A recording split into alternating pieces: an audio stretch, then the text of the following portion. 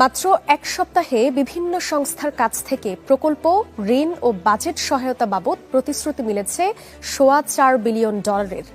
অন্তর্বর্তী সরকার ক্ষমতায় আসার পর যা সবচেয়ে বড় প্রবাহ। এই অর্থায়নে এককভাবে সবচেয়ে এগিয়ে এশীয় উন্নয়ন ব্যাংক। এছাড়া IMF, বিশ্ব ব্যাংকও আছে এই কাতারে। এসব প্রতিশ্রুতি দেশের আর্থিক খাতে স্বস্তি এনে দিলেও সঠিক ব্যবহার ও ব্যবস্থাপনায় মনোযোগী হওয়ার পরামর্শ বিশেষজ্ঞদের। ভালো মন্দ সম্পর্কে দীর্ঘ সময় পার হলেও $5 বিলিয়ন ঋণ ইস্যুতে আবারও টানাপোড়েনে জড়ায় বাংলাদেশ ও IMF।